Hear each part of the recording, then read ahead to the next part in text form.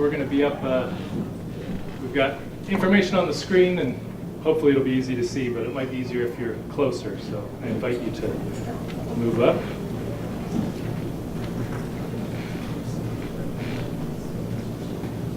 Good evening, everyone. Hey, Josh. My name is Josh Fiala. I'm a principal planner at MAPC, the Metropolitan Area Planning Council, the regional planning agency for the Boston area communities, including Lynn. And we've been invited here on behalf of the city to work with you all in regard to the future of the Union Hospital property. So before I get started, I just want to recognize a few folks. For those of you who were here last time, you noticed that there's full support of the city in this effort. Many councilors and the mayor are behind this, including Councilor Waning, who was instrumental in getting this study off the ground. With us this evening, we have Councilor Brian Field, who's here at the back. And we have the full support of the Lynn EDIC as well, who are working closely with us in this effort, so we thank them. And I also have with me this evening several MAPC staff. Cynthia Wall and Barry Keppert are at the back table there. Mark Rassicot is at the door helping us all sign in. And Raul Gonzalez is here and will be helping us as well. So we've got a full group with us this evening to help us through. So let me give you a little background. How many people are here, just quick show of hands, for the first forum 3 weeks ago this evening? So maybe, well, it's a good amount of the crowd. So welcome back. We'll try to cover some of the basic ideas of what this study's about so that everyone's brought up to speed. And the first part of the presentation will be going over some of the information from the first forum. You heard this last time, but a little bit about MAPC. We provide technical assistance to the cities and towns, 101 of which approximately within the 495 belt around Boston. We provide planning assistance, transportation assistance, economic development, all sorts of things, usually requested by the cities or towns when they need help with something. So we provide those services. We are a regional planning agency, which is a state agency. We have technical staff, which brings objective third-party looks at data and regional growth as it relates to the Boston area communities. So that's who we are. And why we're here, as you all know, is because of the Union Hospital property. And this is a look at the Union Hospital property from a little bit of an aerial photograph. You can see the context with Lynn Woods and Lynnfield Street and the surrounding residential neighborhoods, of many of which I'm sure of you are residences of. So that's what we're about. As you know, North Shore Medical Center announced consolidation of the Lynn Hospital, the Union Hospital, with the Salem Hospital. That consolidation is, the workings are underway, but it will occur sometime in 2019, at which time there will also be a new facility at the site of Union Hospital up and running. And in the same moments of getting those new facilities running, and I know that that's been both a passionate and sort of concerned topic for all of you in the room, but why we're here this evening in regard to it is to think about the future of the properties where the hospital is located. And North Shore Medical Center will be disposing of those properties eventually when the new facilities are up and running. And that sale of the properties is basically the subject of what we're looking at, with a focus on how the city can control those properties through zoning and other recommendations to help that property have a new life after the hospital changes its operations there.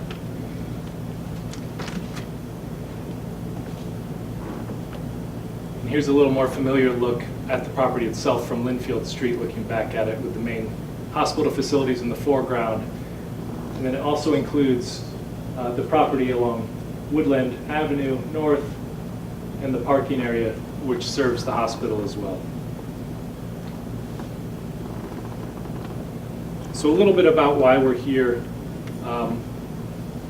This study is a result of discussions between the city and North Shore Medical Center, who agreed to a $30,000 fee, which would be paid by North Shore Medical Center to the city. The city then, that fee was to be used to study the future of the property, specifically to look at zoning on the property. The city engaged our agency to perform that study, so we are contracted to the city. So the study is paid for by North Shore Medical Center, who does not have any influence over the outcomes of this study, but is in fact doing a service to the city by allowing us to be here this evening. So that's a good situation. We enter communities and relationships in terms of development situations all the time through that type of negotiation. So we're happy to be here and helping the community. And really what we're doing is exploring the potential future of that property and learning through these meetings the community's preferences, your preferences for what should happen there, and hoping to find some outcomes which would be beneficial to you all, beneficial to the city, and something that can help the property move forward into its next iteration. So we'll review what we talked about at the last meeting and the results of those surveys specifically, and then get into new information this evening as well and continue the conversation. So our study is a small part of what will be a large and long process. It has been already and has been underway for some time.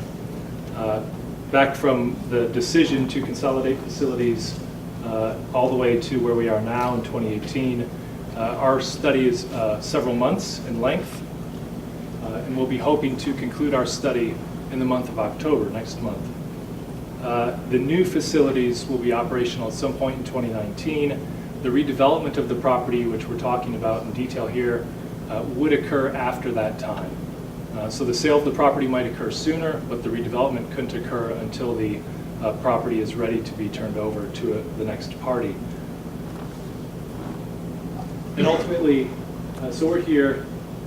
We met 3 weeks ago on August 27th and are here in a pretty quick turnaround to continue the conversation, talking about potential opportunities on the site as we've analyzed them. And then we'll be transitioning this study, what you see this evening, into zoning recommendations, and we'll talk to you later in the meeting about how we do that. So here's what we hope to accomplish this evening.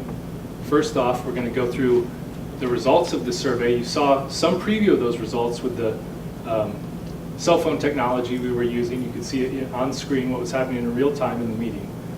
Then the meat of the meeting really is sharing with you an analysis of alternatives that we've prepared.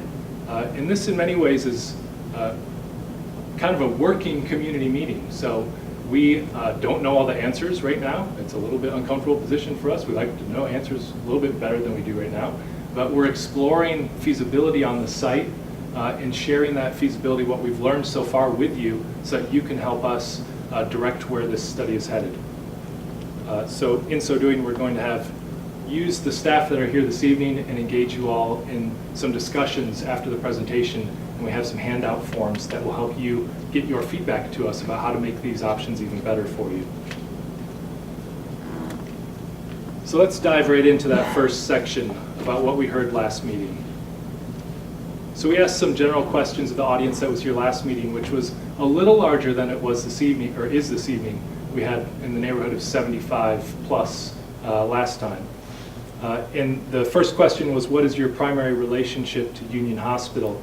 And the vast majority of that audience said neighbor. So they're a neighbor to the property. They view themselves as a neighbor to the hospital. Other answers included a patron of the hospital, that was 19%. And then you can see the others there, a few employees, a few supporters, and a few others, whatever that may be. When we also asked, where do you live in relation to Union Hospital? And again, the majority self-identify as neighbors to the site. The rest mostly live in Ward 1, and then almost everyone, actually everyone else that was responding to the survey lived in Lynn. So I didn't respond, I don't in fact live in Lynn, but most everyone at the meeting of those 75 are the types of people we want to hear from in terms of their main constituents of this process. We also asked, what do you want to get out of tonight's meeting? And a lot of people wanted to hear, out of curiosity, what was happening. They had concern for what was going on. This diagram is what we call a word cloud, us planners.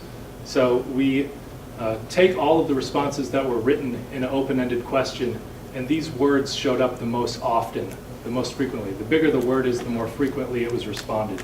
So that's the type of information that these words represent. So want was the most frequently used word, and that would show up in several phrases like, I want information, or I want to be heard, or that sort of thing.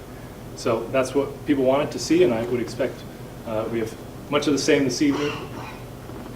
And then also, what was your top priority for Union Hospital and the property there? Reinforcing the neighborhood, having a hospital use, having the property not have a negative impact. I think single family showed up a fair amount. Retail also is a big word there, tax base, good homes. So these are all things I think that should resonate with you all in the room here about what people want to see happen there. And then we went through a series of detailed questions about potential uses on the property.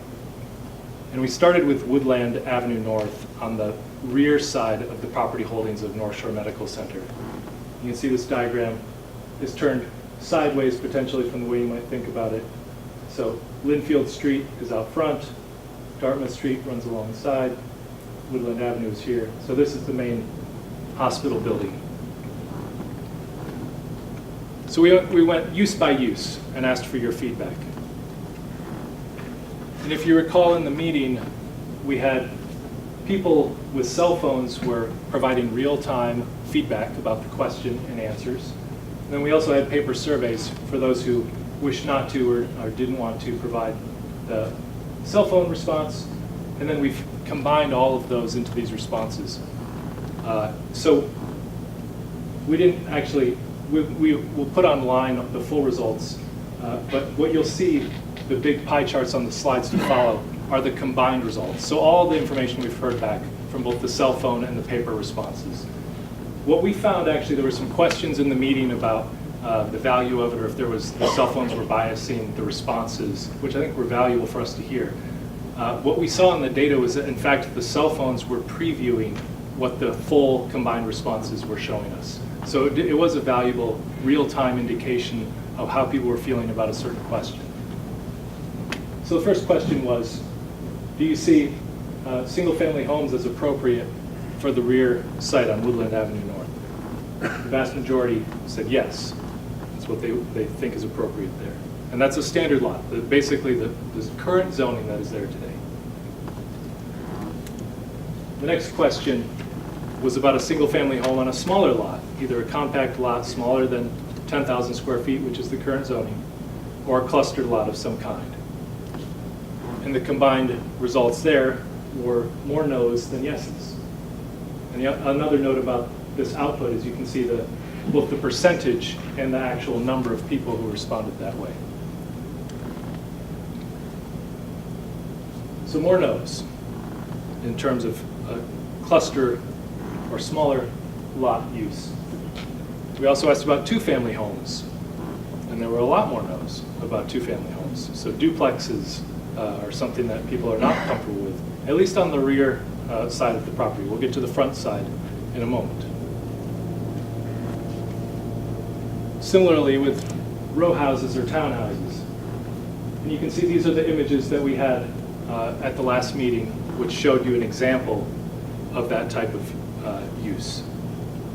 So a pretty large majority said no thank you for row houses or townhouses on the rear property. And then also with multifamily, which would be a step up in terms of density from any of the others. And again, a pretty strong no. But then senior living was actually a yes.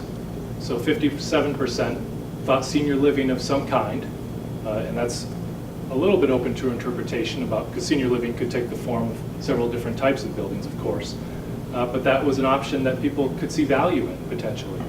So that's, I think, very promising news, at least from our perspective, of trying to find a way for the property to have active life. And then also open space, which we did ask about because, of course, everyone loves open space and would love to have more of it. But we also outlined then, and I would reiterate now, that open space needs a benefactor or someone really to want to make that happen. So someone to buy the property, preserve it as open space, or an owner to make it open space and conserve it as such. The market as a real estate entity doesn't necessarily create open space unless you have that, some benefactor driving that. So while we would all like to see more open space, it is relatively unlikely that the entire property would become open space. From what we've heard, that there's not necessarily an interest, there's an interest from the community, but not an interest from someone who might open their wallet to do that. So open space might be considered in other ways on the property, which we'll get into, but not necessarily the entire site. So for the rear property, Woodland Avenue North, we look at all of those uses together. And this is just all the yeses that you just saw, and all the nos, and all the not sures, all together. And from this information, our take-home message is single family, basically the zoning that's there today. That's something we should look at and test on that site. So we're trying to understand what we should analyze. Senior living, something we should analyze. Open space, something we should look at. And I think, to me, since dovetailing to the conversation I just had and said about open space, that points to single-family compact, which would be a way for the market to provide open space, because you could cluster more homes close together and leave more of the site open. So the other items, two-family, row house, townhouse, multifamily, we would not look at according to this feedback from the community. And then we also had an open question about what other things would you like to see on this portion of the property. And again, it was still a fair amount of suggestions around supporting the neighborhood, potentially some retail, medical uses, single family again showed up very strongly. Now we'll just go through the same exercise that we did with the survey last meeting on Lynnfield Street, so you can see the full results. We started with row houses and townhouses, and the result there was 61% saying no. Multifamily, even stronger no, 85%.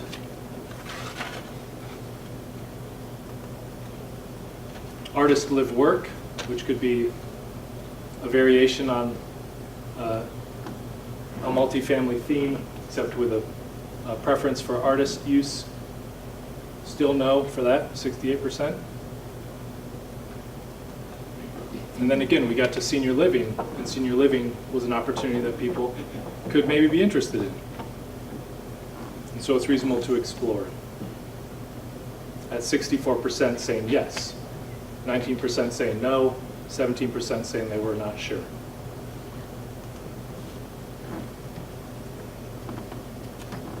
And then for mixed use, close to majority, or I guess over the majority for no, 58%, and then a split between yes and unsure, 26 and 16% there.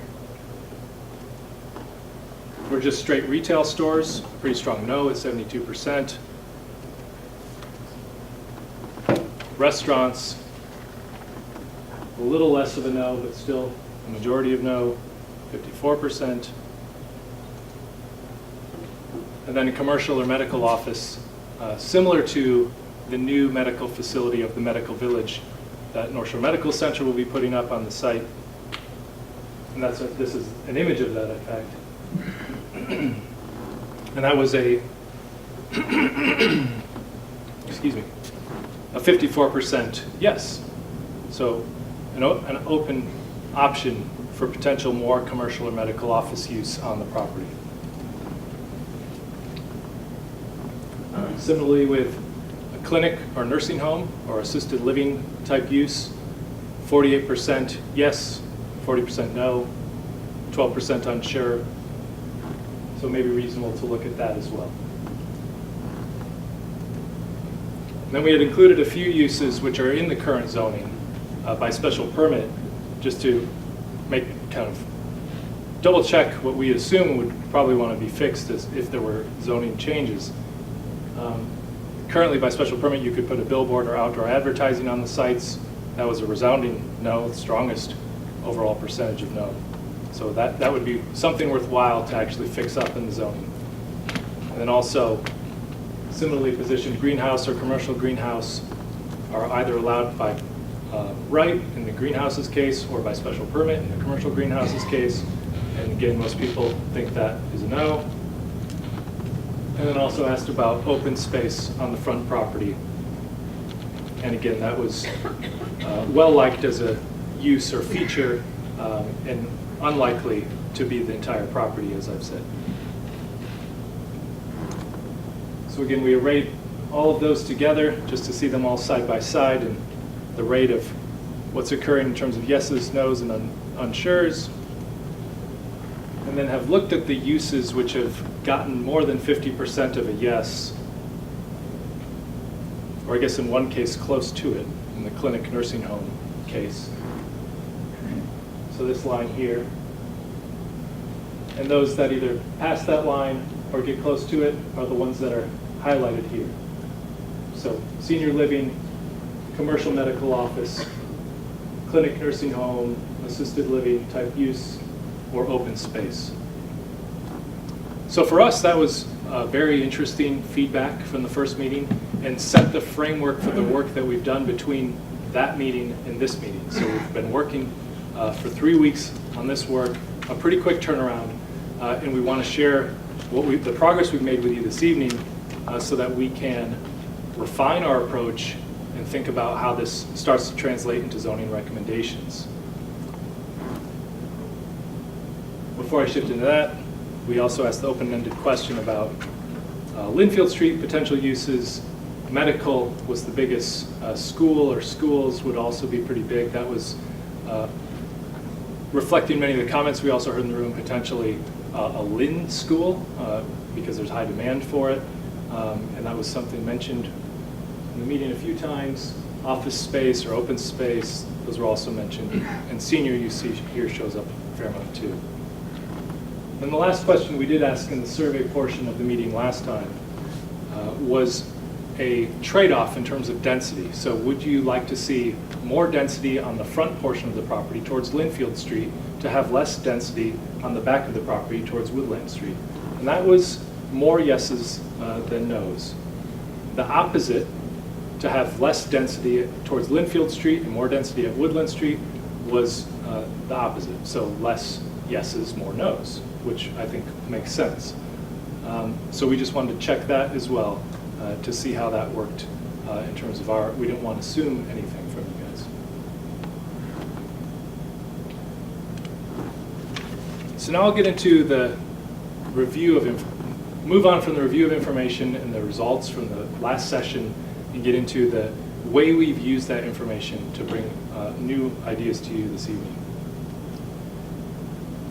So first, I think this is still a valuable diagram. We shared it with you last time.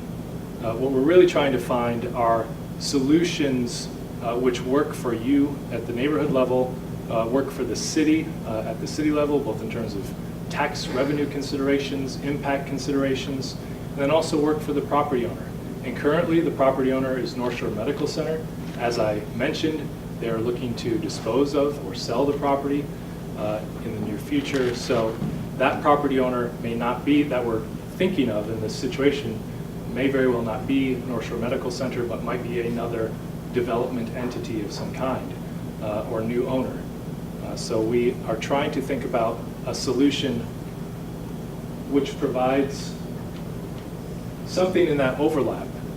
So as an example, when we think about something like turning both properties into nothing but open space. That's a That's a solution that is more out on the edge of really something that would be great for the neighborhood. If someone would make it happen, like someone really step forward and do that, I don't have the pocketbook for it, but if someone could, that would be something kind of out here, but it would take a special circumstance for it to happen. It's not unheard of, but it does take a special circumstance. Whereas, well, I'm not even going to hypothesize about what everyone else's favorite idea would be because I haven't done that survey, but this, I think what we're trying to find, what you've given us the opportunity to do is look at ideas that the neighborhood would think is potentially a good idea, but that hopefully will work for the others in terms of the market, the site, and the impacts that will come along with that use. So we've been looking at the property in diagrammatic form. We have, based upon GIS information, a very realistic scaled model of the property, existing buildings and surrounding areas, including things like the wetland features, the wetland setbacks, the current parking and building features, and are using that to test with real scale the building potential of different program ideas. We're thinking about the property from a development perspective, so there are both wetland features on the site which reduce the amount of developable area, particularly in the back, and there are also, in addition to the features themselves, wetland streams which have setbacks associated with them as well. So those are all limiting the amount of development area, which we've taken into account.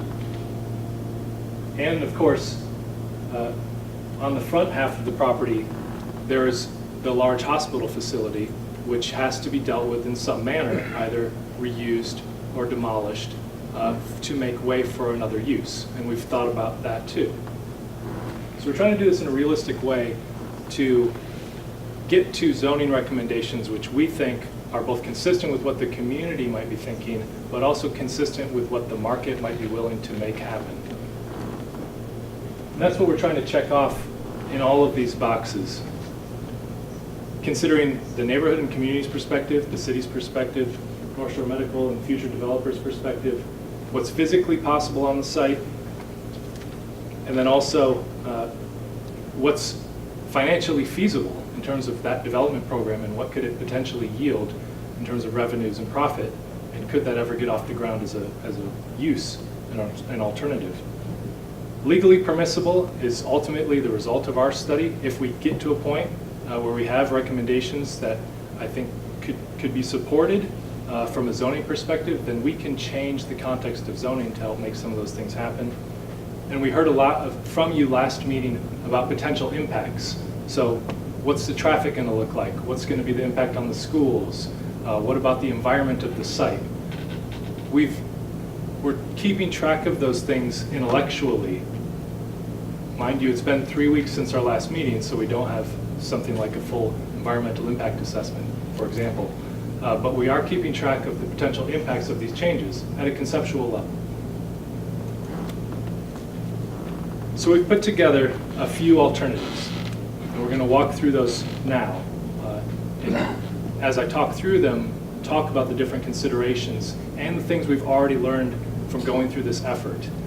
And then we're going to hand out, after that presentation, a paper which shows the same alternatives for you to give us your feedback on and talk with us some more after the presentation. So just to go through these quickly, we have a few, and then they're all illustrated, so we're going to spend some time with each one.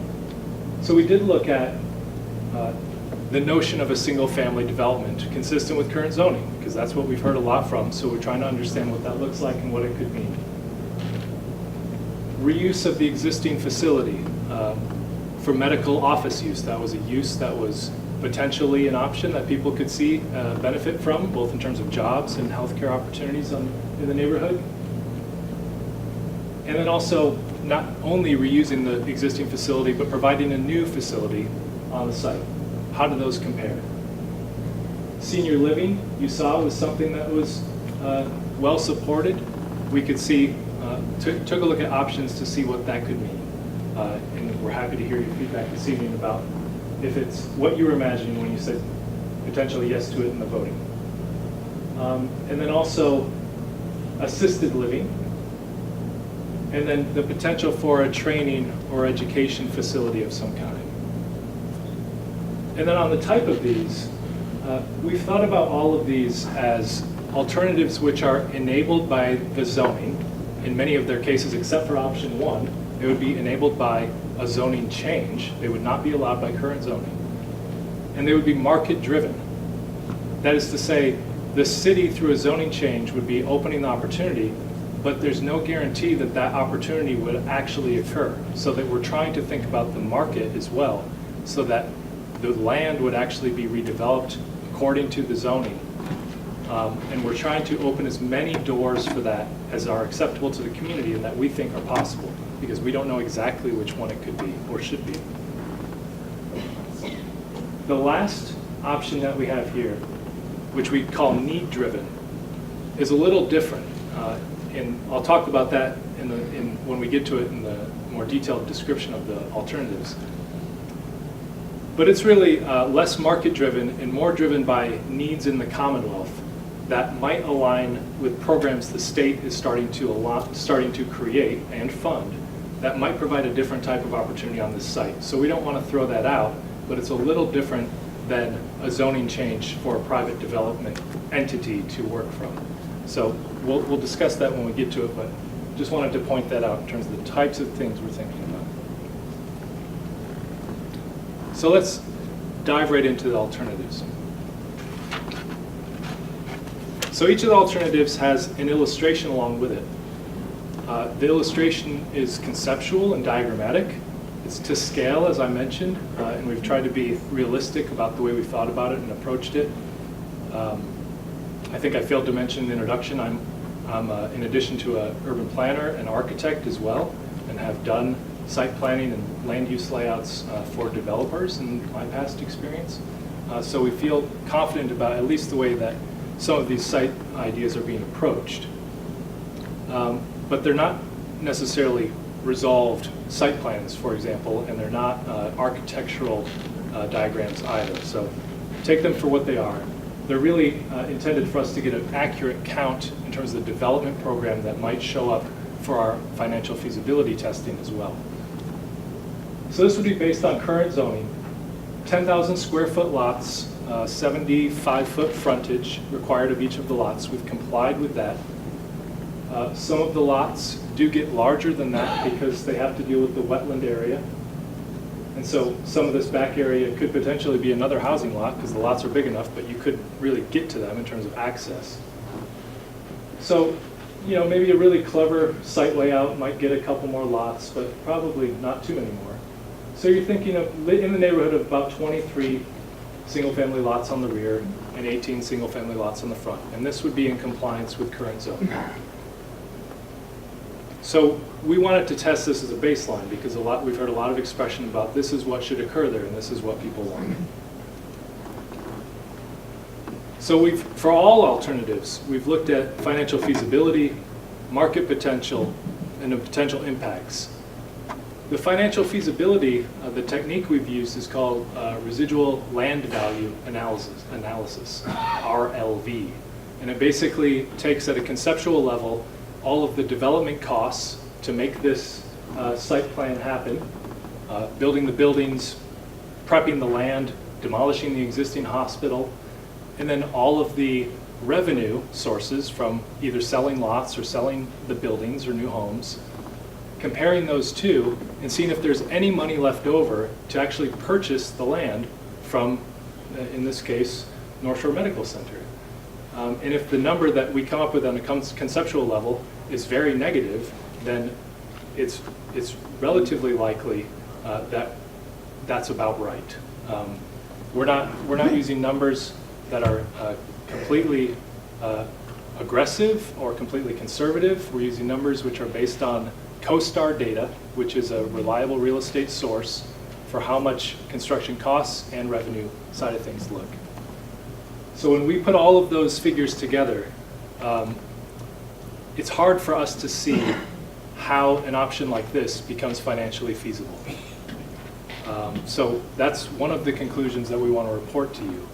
that single-family homes, although it would be great from a neighborhood perspective, from a predictability perspective about kind of filling in what you already know next door, it's not likely to happen even, I mean, the zoning is there basically already, and even if it were to be the only zoning option, the market can't provide that for us. So if we don't change things, the market will figure out some other way to make something happen on that site. So we want to have a little more control over that, which I think is why your other responses about opportunities that you might be open to are great from the first meeting. Other ideas here, market potential. Sure, if someone could actually find a way to build single-family homes on this property, they could sell them. From a market perspective, there's a lot of housing demand.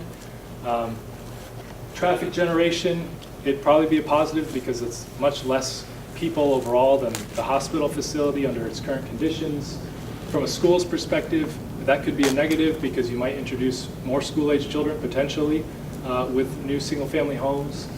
From an environmental perspective, you can see that most of the property would be disturbed both on the front half of the property and the rear half of the property, except for those no disturb areas of the wetlands, of course.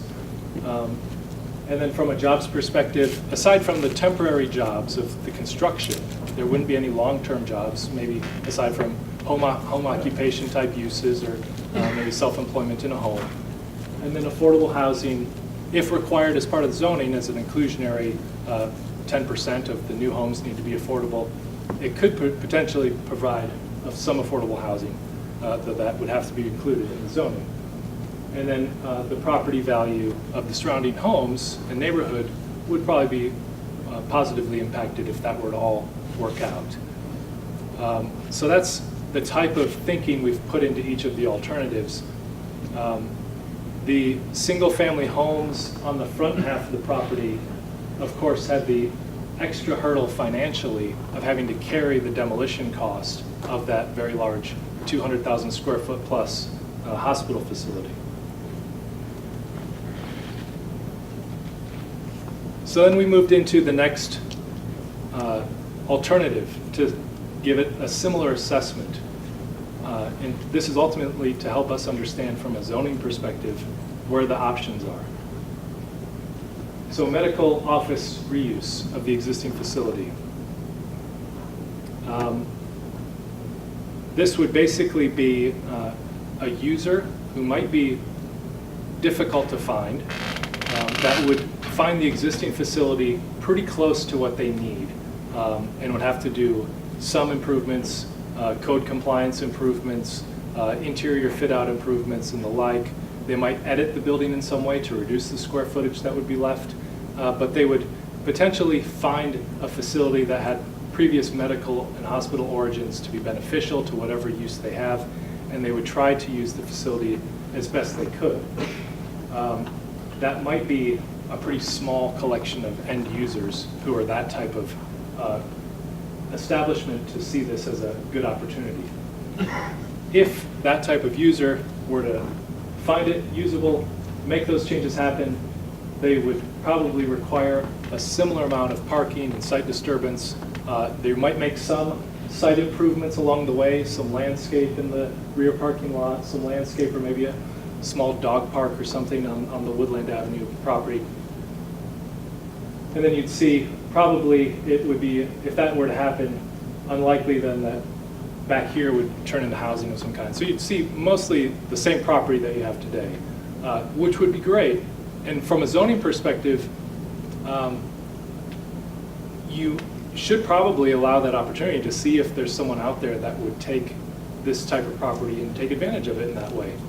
Of course, you could put design standards and guidelines as to how you think they should do that and what would be acceptable or not acceptable and what kind of improvements to the property you would want them to make. But my guess would be that if, from the neighbor's perspective, if someone could find a way to make this work, that could be a decent solution and the site impacts would be modest. Potential financial feasibility. This is a tough one. I mean, if someone actually were to find this facility usable for them, they could make it work. But again, we haven't been able to identify, not that I know that we necessarily have the right resources to identify the exact user to feel like this is really viable. But I think if there's a user out there that would do it, it could be financially feasible for them. The market potential, I think, is neutral or potentially negative because it's a very small subset of users that could potentially do that. Traffic would be about even from what it is today if they're using about the same amount of square footage. Schools would be positive, meaning that there would not be a dramatic impact on schools in any way. There's no housing. Environmental would be positive because the site and its disturbance would remain relatively the same. From a jobs perspective, it would be a positive reintroduction of jobs on the property. Affordable housing, there'd be no opportunity. And from a property value perspective, it'd be neutral because it'd be relatively similar to what you have as a neighbor today. We also looked at a new medical office facility and just did a simple copy and paste of the medical facility, which is proposed on directly the site next door, medical office facility by North Shore Medical Center. It's about 40,000 square feet, and then had a similar amount of site improvement and parking to go along with it. And then judging that you could pretty much fit the need of parking on the front portion of the site, you'd be free to do something different with the back portion of the site in that case. And what we showed here was a senior living cluster of housing. So we ran the numbers on this all together, and the financial feasibility of building the new square footage for medical or office space versus the return on revenue that you'd get for 40,000 square foot of space to lease or sell is very much in the red. And it is not helped by the number of houses in the back. This cannot carry the cost differential that's on the front of the site. So in terms of commercial or office uses, we think that somehow a reuse of the facility looks more viable than a new facility. From a zoning perspective, you wouldn't necessarily have to make that distinction. It would just be the use that could be allowed with some other requirements. And then similar accounting of the impacts. Traffic may be about neutral in the end, depending on the traffic patterns of the commercial or medical office user. Schools, you might have some impact because you do have housing, but it's probably positive overall. Environmental, you would be impacting more of the rear property. So that again would be a negative impact potentially, just in terms of disturbance. Jobs generation, there would be jobs on the site, more permanent jobs. Affordable housing, there'd be an opportunity for it. And overall property value may, again, be about equal. I have a question. Sure. Just what do you mean by property value? Property value for whom? The neighboring properties. So the effect on property values. So thinking about this coming in from your perspective of if you're a neighbor, if it's a nice new office facility and new senior housing development adjacent to you, it'll either be neutral, could maybe be positive, but there's not a really great way to calculate that, but we're just trying to think about in shorthand what that is.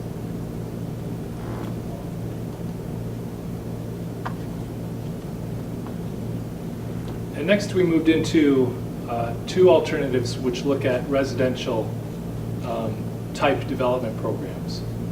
And we stuck with senior living because we heard senior living loud and clear last time, not sort of unrestricted, fair market housing in some way, but having an age restriction of some kind, and there's a number of ways that that could manifest itself. And then also thinking about the notion of clustered housing, so more smaller lots, more compact than the current zoning, which could potentially allow you to negotiate the wetlands on the site a little bit easier, and to create an alternative housing product that isn't in the neighborhood today. So something that is more communal, has small green spaces that are community oriented, community gardens. These are all things we've seen projects around the region which have been very popular, and very valuable to the residents because they offer something different than what's there today. And this, and these site plans can actually be really nice. We're probably doing a little bit injustice in our simple diagram of it, but you see them. One example that we constantly refer to is Concord Riverwalk, which is a beautiful development that is 13 homes around a green space.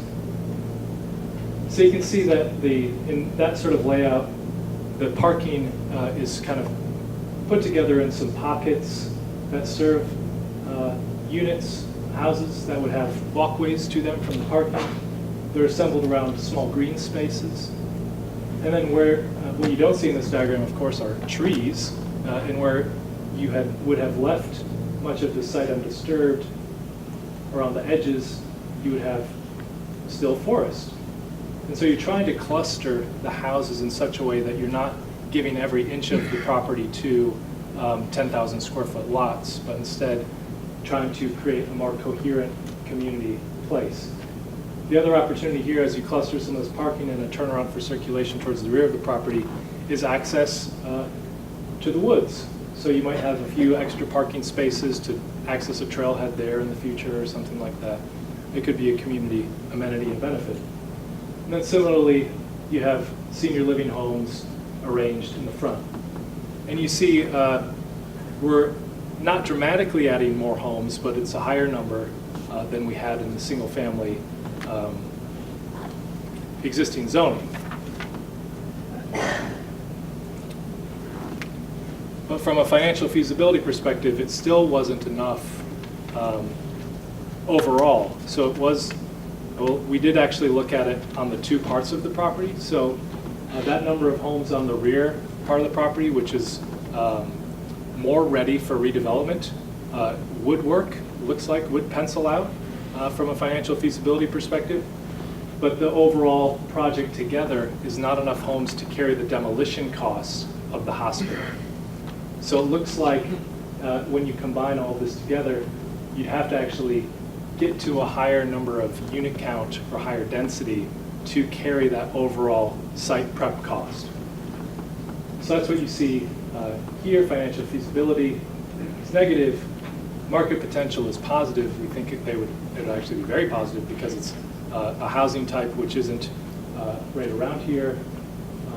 Traffic would be positive as compared to the hospital facility. That's sort of how you're comparing it to relative to what it is now. Schools would be potentially positive because it'd be senior living, so you might have some children somehow, but not that many. Environmental, maybe negative because you're still impacting a fair amount of the site even though it's clustered. Jobs, long-term, would be negative. Affordable housing, if you had some form of inclusionary zoning policy for affordable units worked into the new zoning, that could be a positive.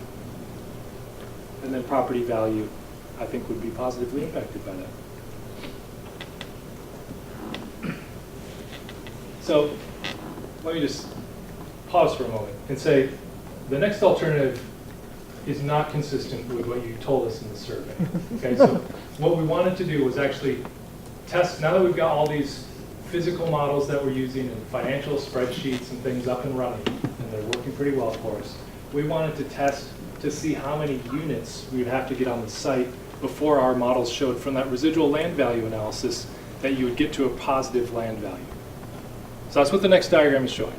Just let me just say that as a starting point. So this, we found in our modeling that you had to approach about 100 units as a starting point before it even started to calculate. And we're saying that as a starting point. I'm sure that a developer, who you might see at some point later in the future, might tell you that what MAPC said about 100 units is not right. And of course, they'll always want to have more units. But we think that that's a threshold to even start the conversation about a residential project. So we're here to hear your feedback about that this evening.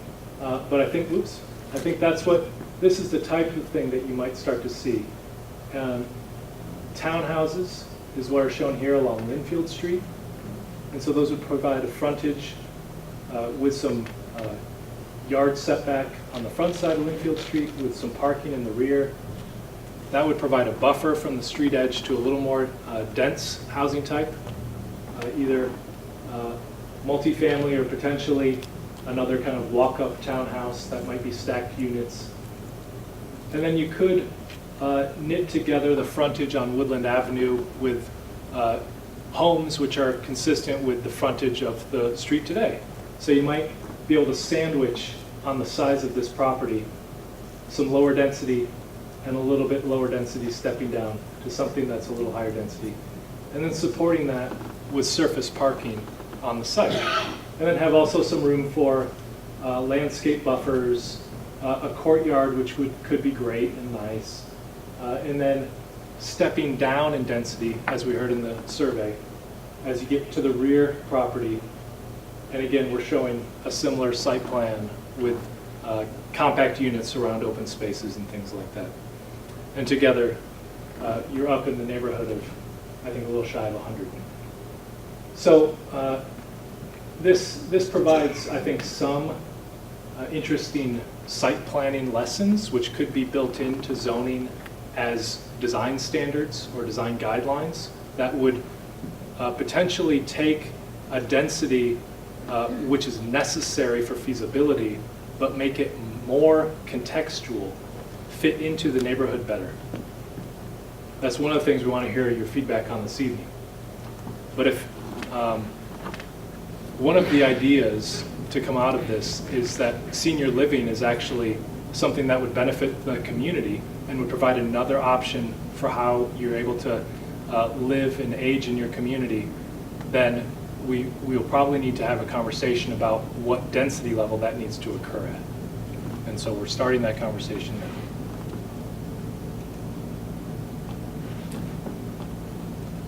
So financial feasibility, it makes the mark. We kind of pushed it there. Market potential. In the current market, there's a need for housing units everywhere, all the time, more of them. We see that across the region. So we don't think absorption of those housing units would be an issue. Traffic generation as compared to the hospital is still a reduction, positive. School impacts, it's age restricted still, senior living, so school impacts negligible potentially. Environmental impacts, you'd be disturbing a lot of the site. Jobs, it'd be housing, affordable housing, that would be a good opportunity with the zoning language. And then property value. In many of the communities we have discussions about density, and density is a touchy subject, but dense projects can be well designed and well done. And it's not necessarily the case that a project of this scale would mean anything negative for your property value. It could actually be something positive. It's a very high quality project. So I'll leave that there and move into the next one, which was assisted living. So assisted living was another one of the options which was thought as a good one for the Lynnfield Street portion of the property. And this is an assisted living unit that's based upon a project in Burlington, I believe. It's called Stonebridge. And it has independent living units and then also a memory care portion of the facility working together. In this case, it's about a little over 100 units inside of this facility. This is the same site plan they had in that case study we had, surrounded by parking and a pickup drop-off area. They have beautiful interior courtyards. It works very well as a facility. This is exactly the same scale as a real project that's out there in the real world, and it fits very well on the site. So that's good. What height are we talking about on that? This is 2- and 3-story. So this portion of the property was 2-story. This portion is 3-story. And then they had pitched roofs and gables all over the place to sort of. Potentially the same height as the hospital's existing. Yeah, the front of the hospital is actually 4 stories in parts. So it would be about the same height as the frontage of the hospital. Similar, actually, length of frontage along Lynnfield Street. So it would have a very similar presence as the hospital does on Lynnfield. And then a similar addition of what could be a kind of senior community, a different type of living facility with more independent homes in the back, but it could be under all the same management potentially. And that works well. And these two work well together. And from a financial perspective, at least with the model that we're working with, this was really well geared towards financial feasibility. So it was the most financially successful of any of the alternatives that we studied. The other question it has, you keep seeing on the environmental negative impact. Well, one thing that's not showing is, like, I live on the corner of Dartmouth and Woodlawn, off Woodlawn. So we have wetlands directly behind my house. Okay, and you also have other wetlands within that rear area. So with the amount of setback and everything with the wetlands, the environmental kind of takes care of itself on that. With the right plantings and everything else, I think it would be very successful that way. I think that's a good point. So the question was more about environmental impacts, and we're showing that constantly as negative. And that with the conservation requirements and the Conservation Commission and everything else, development that occurs wouldn't necessarily have a negative impact. And I think that's true. We're not necessarily thinking of it as a, for lack of a better phrase, like a catastrophic environmental issue that would occur, but just that in terms of trees lost, disturbance of the site looking or feeling different than it is today, that's what we're considering an environmental impact. It's not environmental impact in the way of there would be some sort of chemical spill or loss of wetlands or problems with the environment. That's not what we mean by environmental impact. So thank you for pointing that out. And we do trust that any development which would come forward under any zoning would be well reviewed and cared for both at the city level and potentially at other levels, depending on the scale of the project. It might have MEPA review or other things. So the environmental aspects of the project would not be an issue. But nonetheless, we did, from a disturbance perspective, we still do show that as negative here. And then the others we assign as positive. Yeah, one other question. To go back a little bit, you keep referring to financial feasibility. That's reflective of the estimated selling price from the hospital? Yes. Now, you're the messenger. Looking at zoning compared to selling price, if the selling price is far above what the zoning will allow it to sell for, wouldn't that force the selling price down and change your financial feasibility number? I.e., the zoning didn't change and it's only zoned for single-family houses. Hospital asked $20 million. They could only sell the lot for $100,000 apiece, making it up. There's no balance. There's no financial feasibility. This might be a city question. Could the city force them to just sit there until they sold at a reasonable price? Since apparently the neighbors like housing. This may be a city question, and I know you're the messenger. Well, no, I think that the question's a reasonable one. It's one we thought a lot about. So the question is, and maybe I'll ask if there are, as we keep going with some questions, please, we'll try to hand you a mic too so we can make sure that everyone in the room can hear it.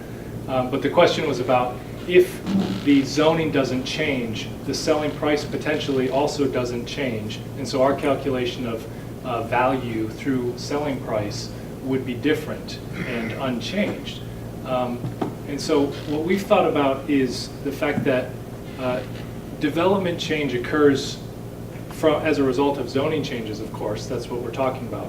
But development change can also occur through other mechanisms as well. And those mechanisms are oftentimes ones that are less in control of what we can control. So there are other potentially protected uses. We talked a little bit last meeting about the Dover Amendment and the uses of education, agriculture, and we'll just leave it at that. Those uses which are protected under Mass General Law, which might be viable economically at a certain level, but that wouldn't necessarily need a zoning change to go forward. So we're thinking about it not as getting anyone the best price or getting, trying to get someone the most money. But we're actually trying to present as many viable options as possible so that you can control them through your zoning without having development pressure on the site will be there whether or not we change zoning. So development pressure is on every site in the Boston area. And the only way to relieve that pressure is to relieve that pressure and control it is to provide some viable options which the community might have some buy-in or agreement with, that we can then push people to follow certain design standards, certain guidelines, certain restrictions. If you leave zoning how it is, I don't think that the circumstances that the property would remain unchanged or it would remain unsold. There are examples of that, which we showed some last meeting. Malden Hospital, I think, is a very well-known example of that, where the hospital site has sat unchanged for many, many years. That's also not a benefit as a neighbor to have a derelict hospital property next to you either, and I don't think any party involved probably wants that as an outcome. It's a difficult situation. So what we're trying to do is provide viable options which we can then apply control to, rather than saying, no, no, no, we don't want anything, and then up pops a new opportunity that we hadn't necessarily considered or can't control, and then we have to deal with it in a reactionary way. This is a proactive approach. Just one quick question. I've seen on several slides. The bottom two squares, the affordable housing, which is required, the 10%, you have that in the black. Then you have our property values with that also in the black. Say 5 years from now, what formula are you using to prove that our property values will stay the same or increase with affordable housing that's mandatory? I see it in every screen that both are in the black, and how can you say that our property value can continue to stay in the black if you have 10% property affordable housing? Thank you. So what about each of the potential impacts? There's a distinction between the financial feasibility and the market potential plus and minuses, and the potential impact plus and minuses, in that we feel pretty confident in calculations that we've done and assumptions that we've gleaned from market data for the top two. The potential impacts under that are more than off the cuff, but considered based upon our past experiences working on projects, but are not formula-based, so they're impression-based. And we're basing that impression upon the type and quality of project which the market would be likely to produce.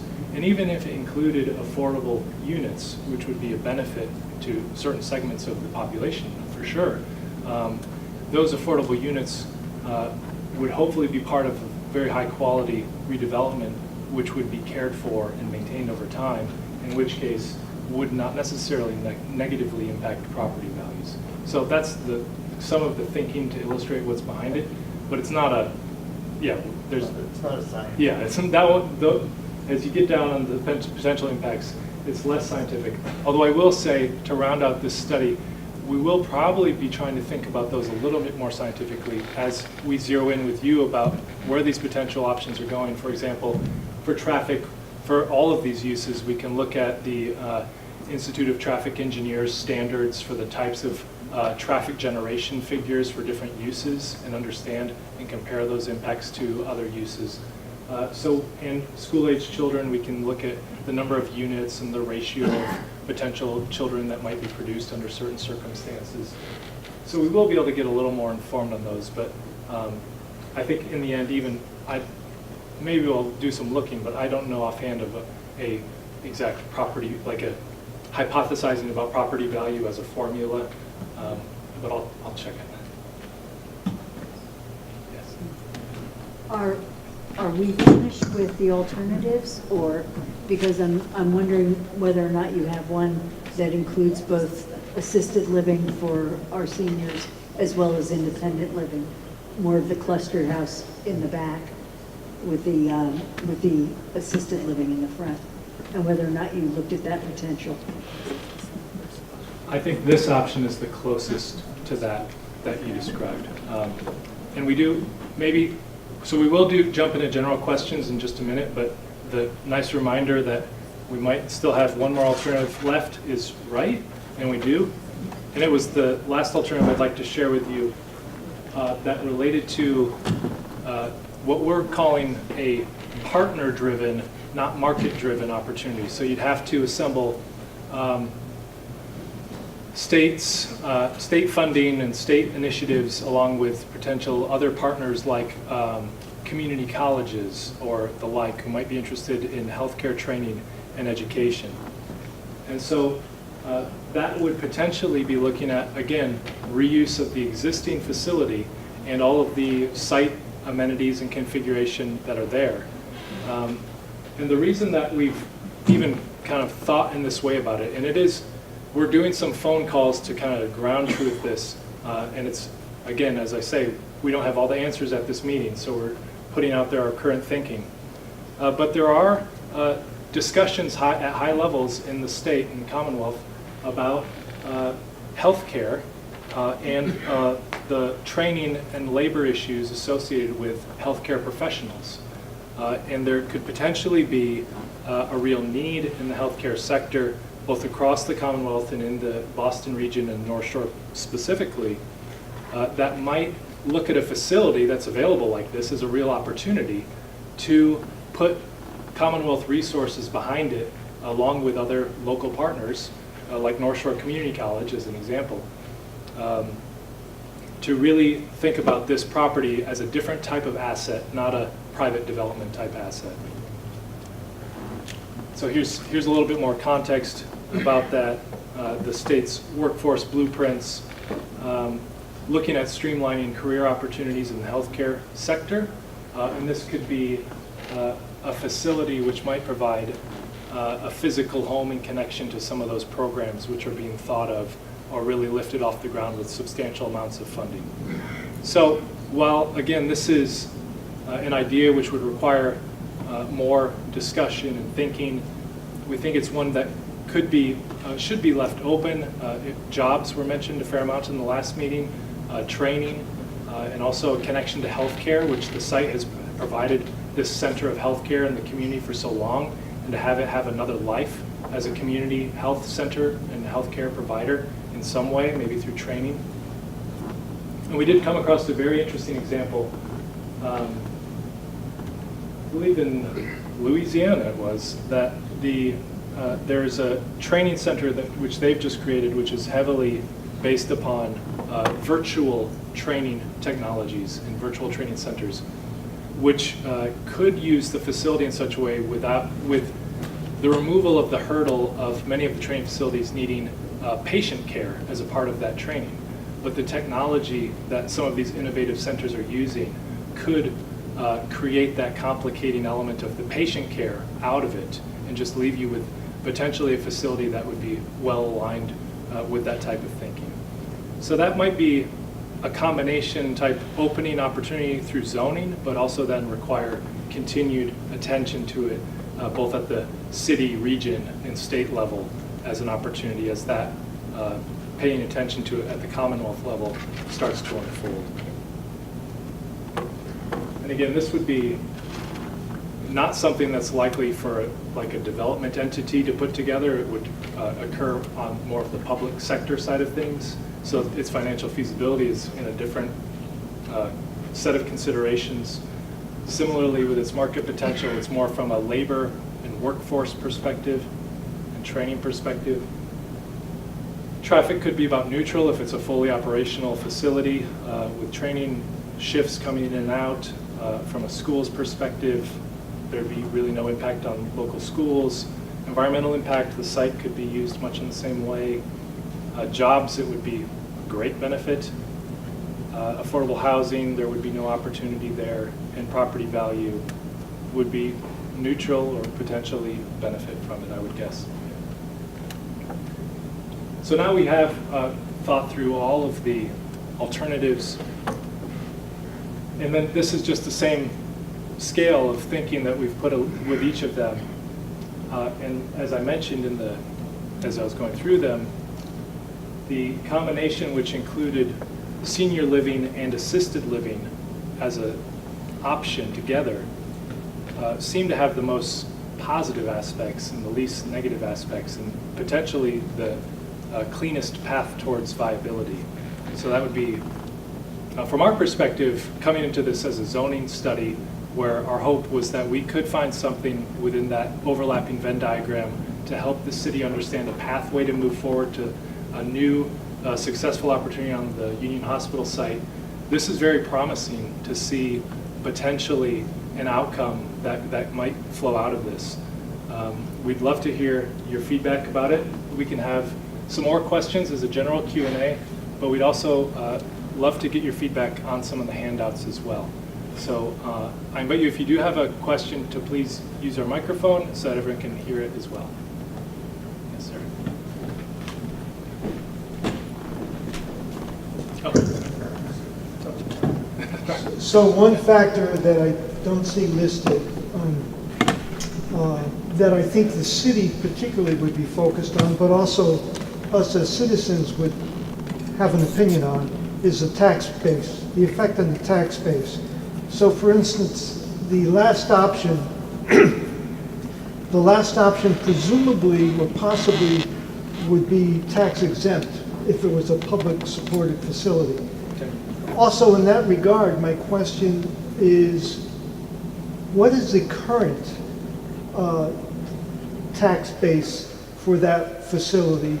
And for the medical village, would they be paying property taxes, or is that going to be part of the umbrella of the hospital such that they're tax exempt? Sure. My current understanding is that the properties are nonprofit operators today and are tax exempt, and they would be in the future on their operations. I think that's a good point. We can add that in and do a similar, I think that's an easy one to assess whether or not it would be a tax generator for the city. And we'll add that into the impact analysis.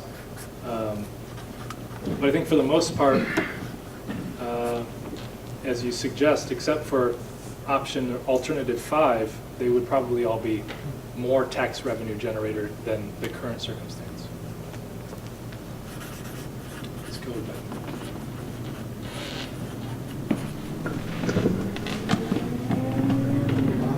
A year and a half ago, the previous administration had a failed vote on a new middle school. And it's my belief that the reason that most people voted against it was that it was an inappropriate site for it. The architect had put together a series of options, site options. And in fact, one of the options was the land immediately behind Union Hospital, and suggested that might be a possible location for the school. At any rate, the vote failed. The current administration has said publicly that they're going to pursue this. It's the Pickering School, the Pickering Middle School. And at this point, I guess I'm wondering, in terms of education needs, and I did see what you wrote there, but I'm wondering, is there an option here for the Pickering School, in fact, to be where the Union Hospital currently is? I'm looking at the back of the site in terms of environmentally, it could be just athletic fields, and it might be sort of a nice way to take care of the city itself. And I'll just add that in terms of finances, the school did apply for the last vote to the Mass School Building Authority for funding, and they did in fact receive that fund, or receive the promise of the funding, which obviously won't be spent now because of the vote. But I'm wondering, that has that entered into any of your calculations? Sure. Yeah, I would say it hasn't entered into the calculations, but it did enter into our discussions. And we've been talking with the city and the EDIC and have discussed if there were any city facilities of any kind that could be considered here in those locations, because that would be another viable pathway for the sites moving forward. If the city did have a need, these could be potentially available to them, as with any other property in the city. But no opportunity of either schools or other public facilities has been mentioned for this site, so we have not pursued a city use as an option. Could I follow up? I'm sorry to say I wasn't here for the first meeting because I didn't know about it, and I'm thinking it was during summer vacation. And I'm seeing a lot of options brought up on basically the decisions make 75 people, and I understand, I'm not trying to discount the concerns that the neighbors have here. They're right to be absolutely concerned about what's happening. But I am thinking, if it is something like a city option, it seems to me that it needs a bigger audience, a bigger group of people putting input into it. And thank you.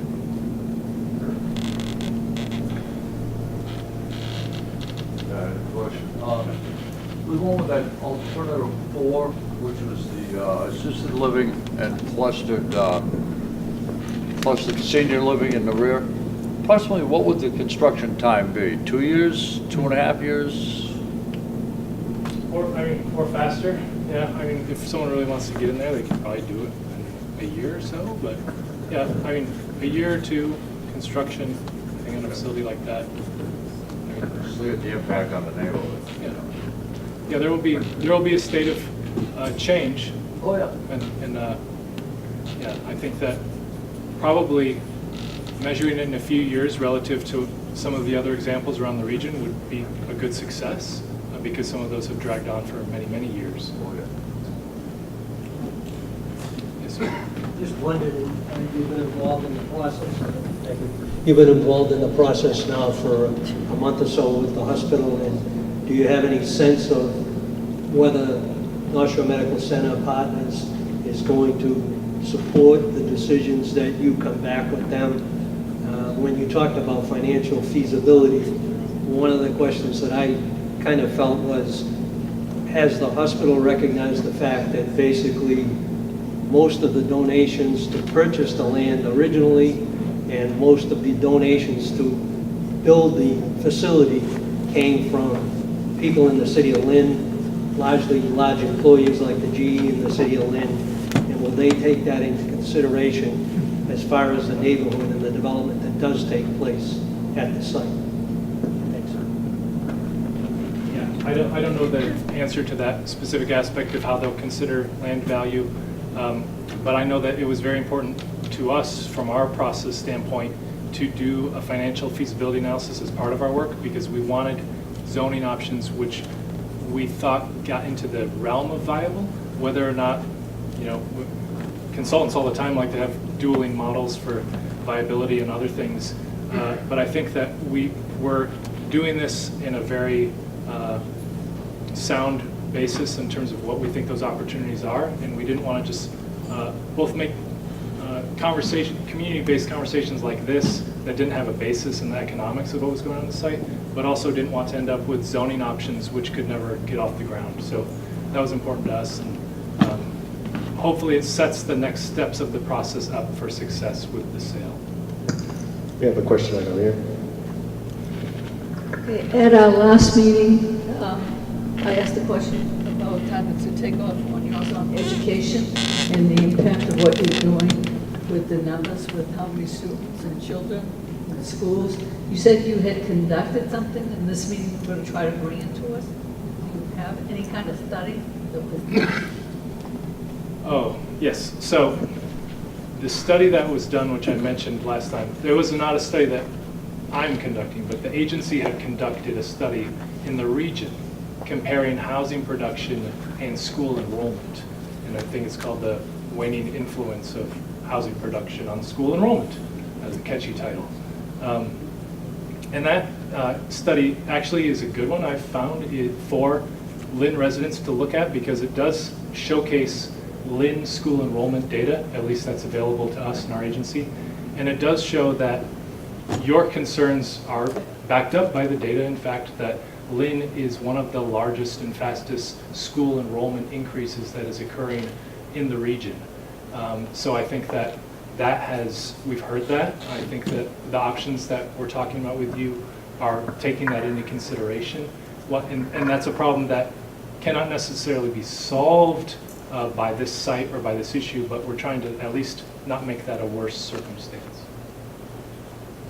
Okay, because you're talking 50, 60 homes, 2 or 3 kids each home. That's going to impact, the schools are overcrowded right now.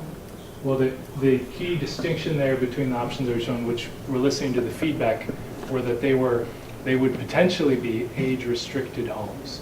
And the age-restricted homes meaning 55 plus, 55 and older, senior community, however it is framed, those homes tend to have less school-age children in them as part of the family mix. Let's maybe not miss the way back audience. I have a question.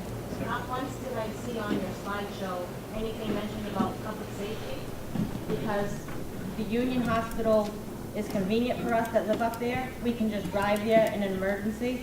But now with it going to be shut down or revamped or whatever you're planning on doing, there's a fire station that sits idle. I don't know if the city would be willing to redistrict the fire stations to open something, because now, in order for an emergency up here, they have to come from Wyoma Square up to us, go back through Wyoma Square.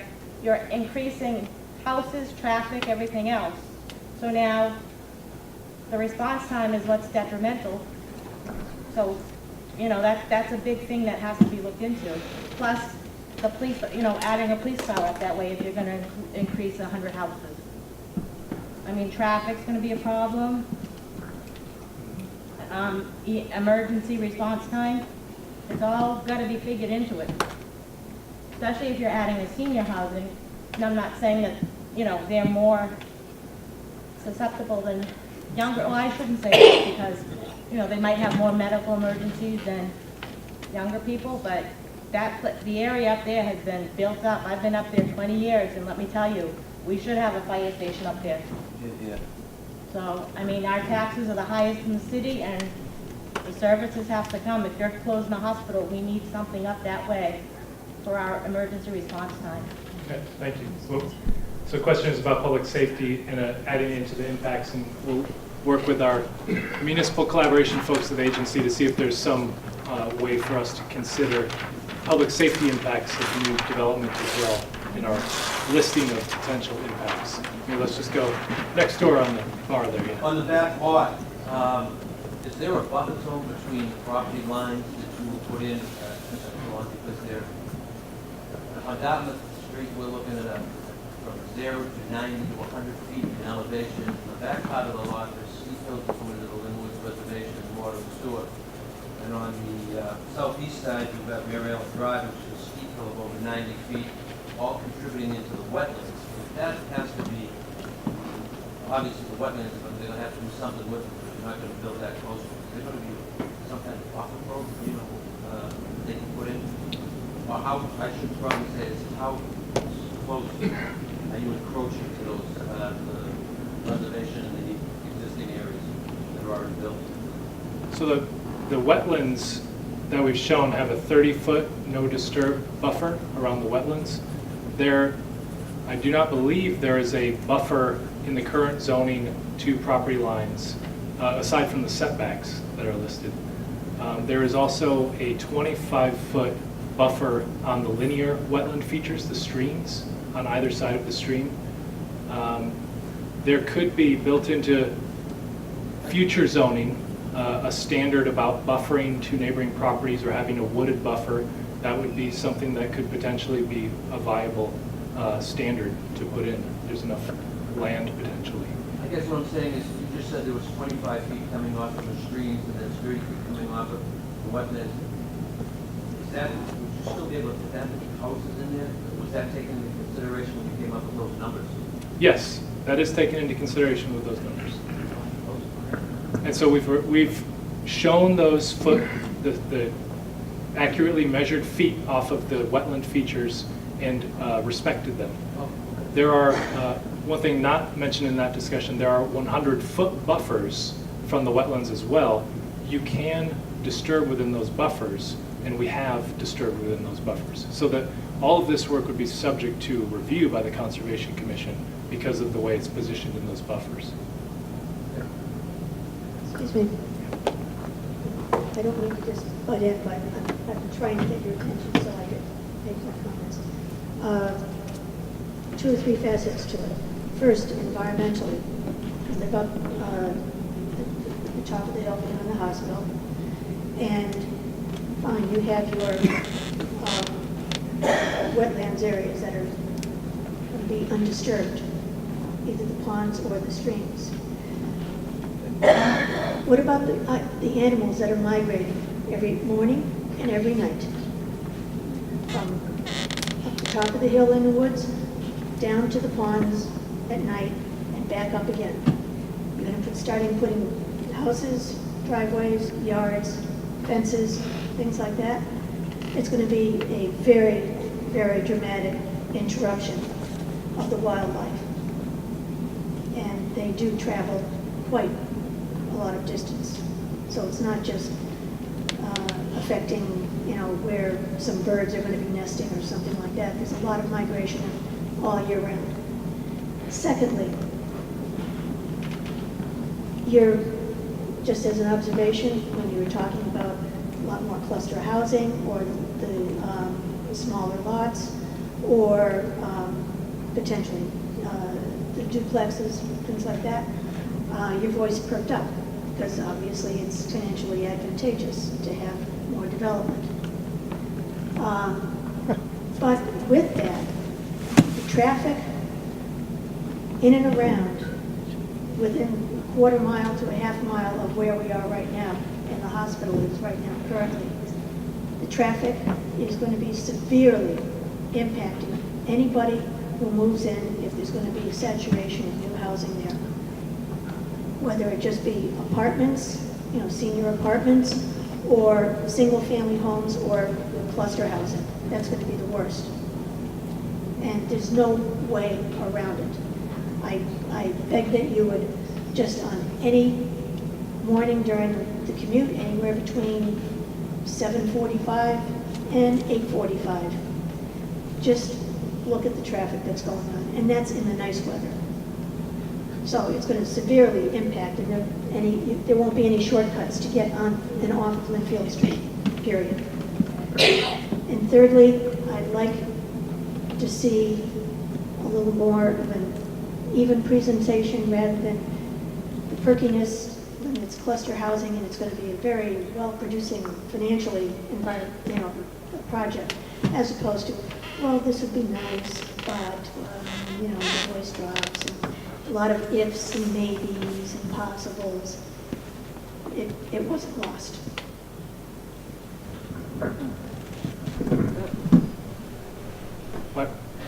We're trying to communicate what we believe the financial feasibility is so that no one's misled.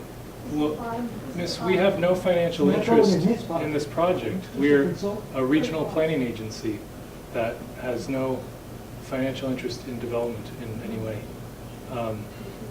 So we're communicating the analysis because it's valuable to understand in terms of what could happen on this site or what could not happen on this site.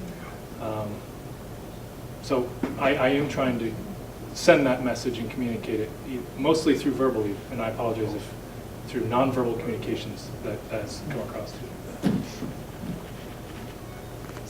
Oh, yes. Person way in the back. I have a question that's probably more of a rhetorical question than it is anything else. I really don't expect an answer, but I'm just wondering if you looked into this. I never knew how much land the hospital owned back there. How long has the hospital been there? Since the 50s? It seems to me that if they wanted to expand, they've got 9 acres of land that they can build on. Why are they shutting it down and moving everything out and building things that we don't want? I also want to point out something that was mentioned about traffic, and I mentioned it the last time that I was here. But you're saying that you need, I believe it was a minimum of 100 homes, 100 units to make this feasible, and you say it's not going to have any impact on the traffic. Can you explain to me how you come up with that number? Because in my experience as a go-to-work guy every day, 100 homes is going to have 150 to 200 automobiles. Okay? And don't tell me that it's not going to have an impact on what goes on in Lynnfield Street. I mentioned this before. When you said you looked at this, have you come down here and physically seen the morning commute and the evening commute on Lynnfield Street? I'll bet you haven't. We drove in each of those commutes on this. No, come out here and stay there and see it. Have you spent any time on my street, on Regina Road, with 7 to 14 school buses? I'm sorry, 14 to 16 school buses every day going up and down the street that can't handle it. And that's not including the people that come to pick up their kids. I bought a house in Lynn on Regina Road in 1982. Do you want to know why I bought it? I bought it, one, because I had a fire station right across the street. Does it get any better than that? Okay? I had a neighborhood school. It was a one-story building. Had 118 kids in it. Do you know anything about that school now? Did you look at it? Can you tell me anything about it? Or did you just sit at a desk and do a feasibility study? Which school, sir? Shoemaker. I'll give you the answer. They tore down the school. They added 220 seats to the school population. At one time, it was up to 440 school population, and right now, it's 323. And I'm supposed to be happy about that, except for one thing. 49% of the school is special needs. Do you know the requirements of special needs students? There are 98 employees at that school. The teachers and the aides get upset when you call them employees. They think they're somehow better than an employee. But there are 98 employees. Go look at the site and tell me that it's not going to have more of an impact. Because you're only fooling yourself and fooling these people. And the other thing that I did, that I bought a house, was because I had a hospital right down the street. And there were agreements made when Atlanticare that owned Lynn Hospital, but Union Hospital, that there would always be a hospital in Lynn, because they wanted to tear down Lynn and make, they tore down Lynn Hospital, and they put in a Stop and Shop. And let me tell you something, you want to see a negative impact on the neighborhood? Go look at that traffic and tell me all about it. Because I don't buy one thing that you tell me. Okay? The city has sold me out, and as far as I'm concerned, anybody that lives in this neighborhood has been sold out by the city. And if anybody thinks that there's not going to be an environmental impact when they start building, they're dreaming. Go ask the people up in Grow Ridge, up off of Judge Road, and every place else where these environments are. Ask the people who lived there, whose homes never had a problem, and now they all leak.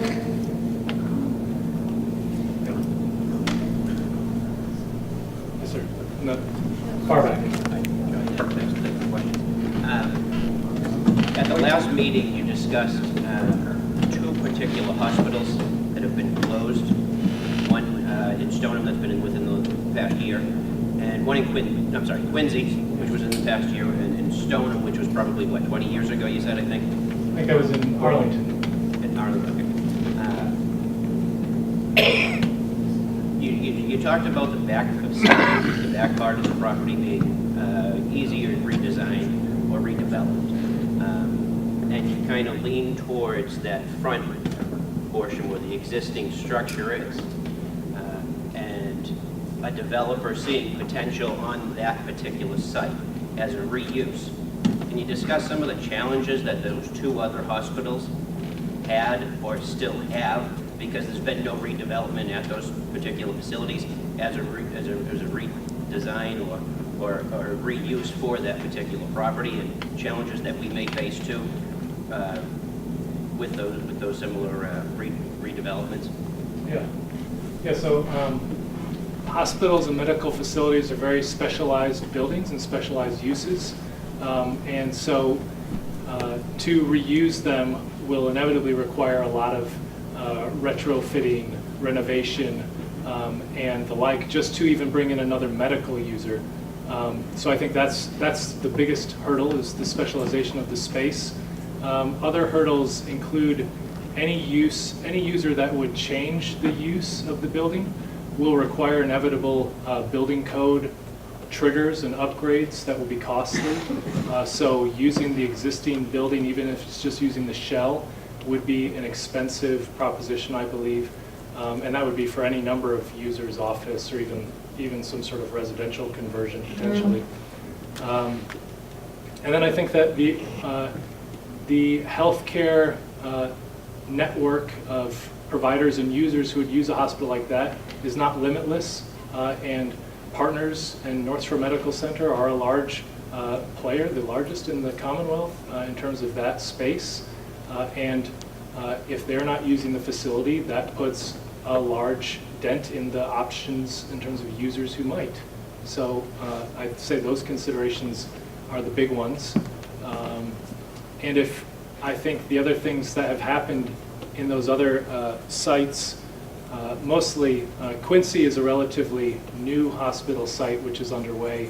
The Arlington property, which we mentioned last meeting, took a good solid decade in which the town actually took control over the property and then had a zoning and redevelopment process and disposed of the property back to the private development side of the community, or the private development sector.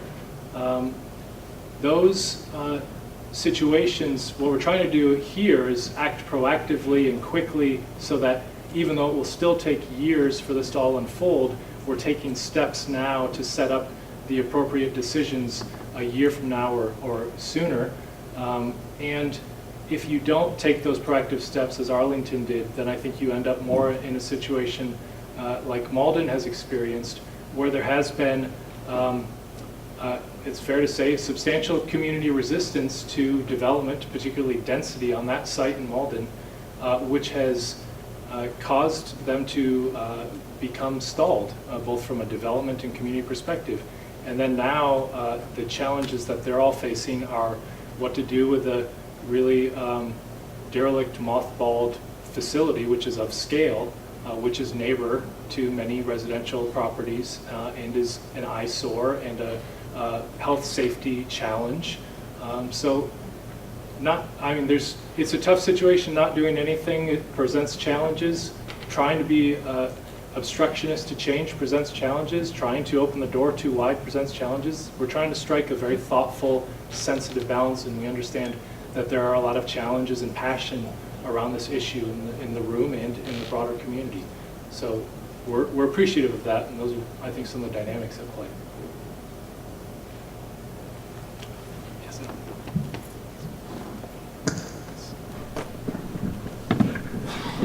Thank you. I'm Linda Sammons. I'm fairly new to Lynn, and I'm an educator, so I wanted to just make some comments from that point of view. When you have good schools and attentive students, it raises property values and it raises everything about a city, and people move to cities because of that. So your comment about looking at the Pickering School or having a wider group of Lynn residents look to this, I think is a good one. Also, you talked about creating a healthcare training facility. I'm actually from the Midwest, and I was involved in a building project there where they did a lot of healthcare development. It's a community college, so you get 2-year associate's degrees. It's a very depressed area out there, and what they were doing was really helping to build jobs. And so they had some of the professors going into the high schools to actually teach the courses so that you could actually finish high school and get an associate's degree that didn't cost you any more money. And they also had programs where students could actually get scholarships. And so that was one of the things they were doing to try to develop in a more global way and help the economy. So it's something to consider in a more global way when you're looking at use of the space and how it might help Lynn in a more general way. I do want to continue with the questions, but I'm going to actually ask maybe Mark to hand out the handouts. So I think as opposed to breaking into groups, we'll continue because I think there's more questions and it's a smaller group this evening. But I would like you, as we finish out the Q&A portion, if you have a pen, to use it. If you don't, we have a few pens too. to provide some of your feedback on what you've seen this evening on the handout, because that would be immensely helpful to us. And you can do that while we finish out we've got about 15 minutes left of our time here. So we'll finish out with the Q&A session, but we'd be really happy if you'd give us back the handout with some of your thoughts about the alternatives this evening. I just had a question, and I don't know whether you're comfortable answering it or not. I believe that the Lynn City Council voted to create an overlay medical village at the site, basically the front site, and the area remains single-family zone. And I wondered if you could, I don't know whether you're comfortable or not, just explain what the medical village overlay district creates, or whether it helps for development or not. Your impression. Yeah. Thank you. So the medical village overlay was recently created to enable development of the medical village facility, which is the new approximately 40,000 square foot facility that Partners Healthcare will be building on the portion of the site where the two medical offices are today and a portion of the west wing of the emergency room. So that's this site here, which is about 5 acres. I believe the medical village overlay is overlaid on the entirety of the North Shore Medical Center property holdings. It is, there is not much to the overlay other than the use that allowed the new facility. So that was the change. It was basically to enable the new facility to be constructed. Maybe there's potential in the context of the options we presented, the site plan of option alternative 2B, where we showed a new medical office building. In our site plan, we had basically copied the medical village site plan across to the other frontage of Lynnfield Street. Maybe, I mean, if someone came in with what they could argue is a medical village building, they might be able to build it underneath that overlay. But they might get resistance trying to do that too. So I don't think it was intended for anything else beyond the current planned facility that would be constructed, the new North Shore Medical Center facility. This is, by the way, the conceptual footprint that we're showing of it here, not the old facilities. So that was its intent. I don't imagine it's so broad that there could be unintended consequences of much any kind.